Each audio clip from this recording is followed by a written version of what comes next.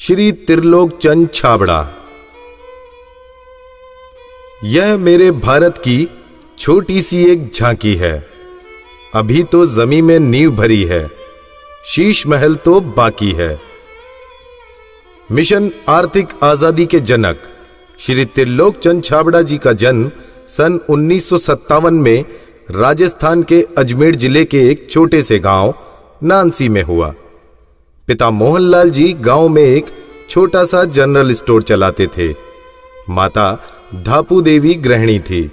6 भाई बहनों में से श्री टी.सी. छाबड़ा जी तीसरे नंबर के पुत्र हैं।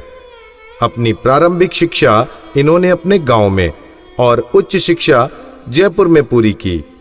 विलक्षण प्रतिभा के धनी श्री त्रिलोक चंद छाबड़ा जी सफल व्यवसायी के साथ साथ एक संगीतकार, गीतकार, लेखक और एक अच्छे वक्ता भी हैं। मेरी शादी बचपन में जल्दी हो गई थी और 77 में हुई और बहुत ही सरल और स्वभाव के और अच्छे स्वभाव के मुझे मेरे हस्बैंड मिले। हम एक भिलवाड़ा आए और फिर 2000 में ये जो सिस्टम है आरसीएम चालू किया। आई वॉज 18 ईयर्स जब आरसीएम की शुरुआत हुई और हमारे सामने ये सब चीज़ें हो रही थी जब हम एजुकेशन में थे और हमारे पापा ने बिज़नेस स्टार्ट किया था और वो शुरू से बहुत ही सिंपल पर्सन रहे, तो उनका जो स्टाइल ऑफ बिज़नेस था वो भी बहुत सिंपल था। But at the same time वो ये जो उनका एक प्रिंसिपल है कि things should be in a very organised manner. Trilok Chand Chhabra ji को मैं लगभग पिछले 27 सालों से जानता हूँ और उनके सानिध्य में मैंने काम भी किया है। छाबड़ा जी की जो सबसे पहली क्वालिटी है कि या तो लोगों पे जिन लोगों पे भी जो विश्वास करते हैं उन लोगों पर पूरा बिलीव करते हैं, और दूसरे उनकी जो क्वालिटी है कि वो किसी काम को करने की जब ठान लेते हैं तो उस काम को किसी भी हालात में उसको पूरा करते हैं। जब ये चालू किया था आरसीएम, उससे कुछ समय पहले कुछ सिस्टम यहाँ हिंदुस्तान में चलते थे जो जानकारी में आए, तो एक दिमाग में पता नहीं एकदम विचार से आया कि ये तो बड़ा सुंदर सिस्टम है। अगर हम इसमें नॉर्मल प्रोडक्ट जो हमारे रोज़ उपयोग होते हैं वैसे प्रोडक्ट लाकर अगर करें तो ये तो देश के लिए बहुत अच्छा सिस्टम है, बहुत सारे लोगों को इसका लाभ मिल सकता है। और उसके बाद एक ऐसा विचार जो अंदर पैदा हुआ तो उस विचार ने मुझे कभी रुकने ही नहीं दिया। टी.सी. छाबड़ा जी को मैं पिछले 25 सालों से जानता हूं और उनके सानिध्य में मैंने काम भी किया हुआ है। टी.सी. छाबड़ा जी की सबसे बड़ी क्वालिटी है उनके लिए काम होता है। काम छोटा और बड़ा नहीं होता, वो हर काम को उतनी ही सीरियसनेस से करते हैं, चाहे वो काम छोटा हो चाहे बड़ा हो। मुझे याद है जब आरसीएम की सबसे पहली मीटिंग हुई थी, एकदम फर्स्ट मीटिंग, मैं उस मीटिंग में प्रेजेंट थी और वो एक पेड़ के नीचे बाहर मीटिंग हुई थी जहाँ पे मुश्किल से शायद 20 लोग बैठे होंगे। क्या मालूम, इनसे पहली बार मिलते ही मुझे लगा कि कुछ विशेष व्यक्ति है जो बोल दिया एक बार फिर वो याद है, वो एक कंप्यूटराइज काम हो गया। मेरी एक नेचर है कि मुझे अगर कोई चीज़ अच्छे से समझ में आ गई, मैं कन्विंस हूँ कि हाँ ये ज़िंदगी में सही है या ये काम सही है, तो मैं फिर किसी के रोके रुकता नहीं हूँ। तो आरसीएम की भी यही कहानी है। शुरू में सबने मना किया, परिवार वालों ने भी मना किया, दोस्तों ने भी मना किया, बहुत सारी चीज़ें भी हुई, लेकिन मैं कन्विंस था, मुझे समझ में आ गया था कि ये सिस्टम है, इसको देश को इसकी ज़रूरत है, आम आदमी की ज़रूरत है। वो हमेशा एक ही चीज़ बोलते हैं लाइफ में कि चाहे दुनिया कहीं पे भी कुछ भी कर रही हो, चाहे पूरी दुनिया भी अगर वो चीज़ कर रही है और अगर वो गलत है तो हमको उसका साथ नहीं देना चाहिए, हमको हमेशा सही चीज़ ही करनी चाहिए। जो उन्होंने अपने जबान से कहा उसको उन्होंने पूरा किया।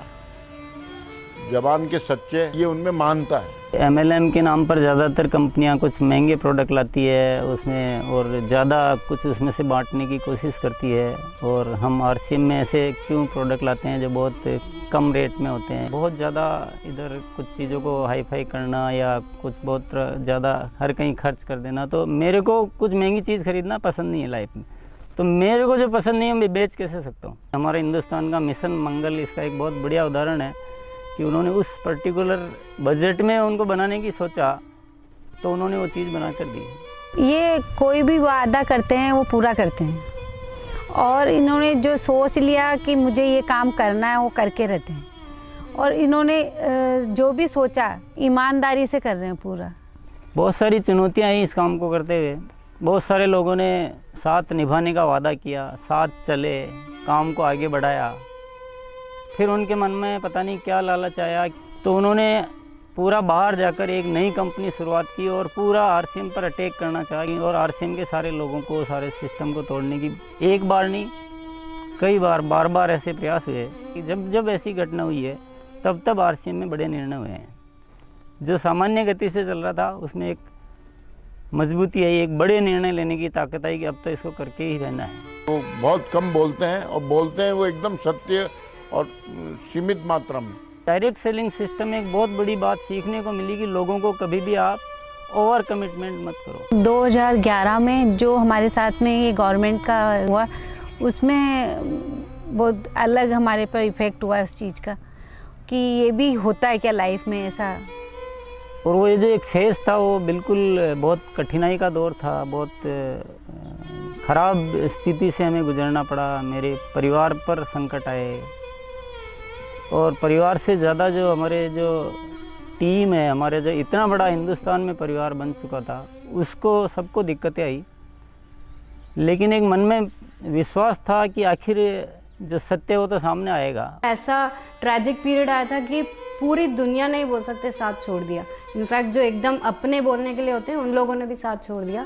लेकिन पापा की वो जो हिम्मत थी और जब भी हमने उसके बाद या उस दौरान जब भी हमको मौका मिला उनसे बात करने का, उन्होंने एक ही चीज़ बस हमको बोली थी कि सब कुछ ठीक होगा क्योंकि हमने कुछ गलत नहीं किया किसी के साथ। हमारे जो आरसीएम परिवार है उनका इतना विश्वास था कि उन्होंने 1 साल इंतज़ार किया और पूरा डटे रहे।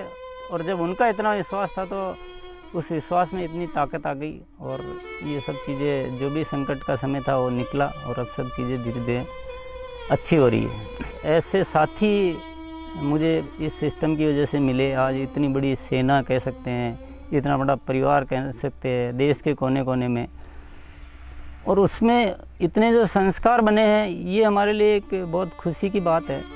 इतना बड़ा व्यापार उद्योग धंधा होने के बावजूद, इतनी बड़ा साम्राज्य होने के बाद भी उनमें तनिक भर भी अहंकार या पैसा होने का घमंड दिखलाई नहीं देता है। ये उनकी सादगी और उनकी महानता को दर्शाता है।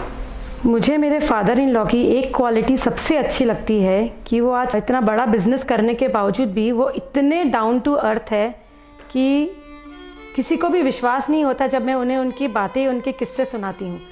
एक छोटी सी बात ले लीजिए, अगर हम जब भी खाना खाते हैं हम डाइनिंग टेबल में बैठ के खाते हैं, पर वो आज भी प्रेफर करते हैं कि हम ज़मीन पे उनके साथ बैठ के उनके साथ भोजन करें। त्रिलोकचंद जी छाबड़ा एक व्यक्ति नहीं, आंदोलन है। उनके जीवन में उन्होंने बहुत संघर्ष तो किया ही है, लेकिन सबसे बड़ी बात उनमें है सादगी और सच्चाई।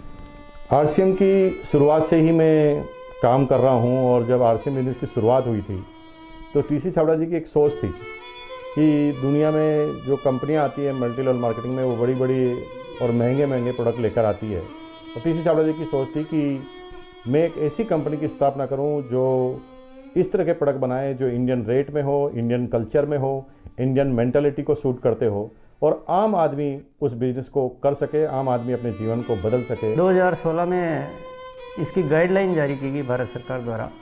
उसके बाद से इसमें काफ़ी स्पष्टता आ चुकी है। उसके बाद हमने पूरे सिस्टम सेट किए, हमने पूरे टेक्नीशियंस सेट किए, हमने लेबोरेटरी सेट की और इतना बड़ा सेटअप हो चुका है कि आज हमारे आरसीएम की प्रोडक्ट रेंज में करीब 400 प्रोडक्ट शामिल हो चुके हैं और आगे ये श्रृंखला चालू है। आरसीएम क्यों अपनी ओन मैन्युफैक्चरिंग इकाइयाँ स्थापित करता है या अपना सेटअप क्यों लगाता है, इसके पीछे जो मुख्य कारण है कि आरसीएम ने अपने प्रोडक्ट डेवलपमेंट में 4 कमिटमेंट कर रखे हैं कि ये चारों चीज़ें हमेशा रहेगी। पहली चीज़ है प्रोडक्ट उपयोगी होंगे, दूसरा स्वास्थ्य के लिए अच्छे होंगे, क्वालिटी नंबर 1 होगी और रेट बहुत रीजनेबल होगी।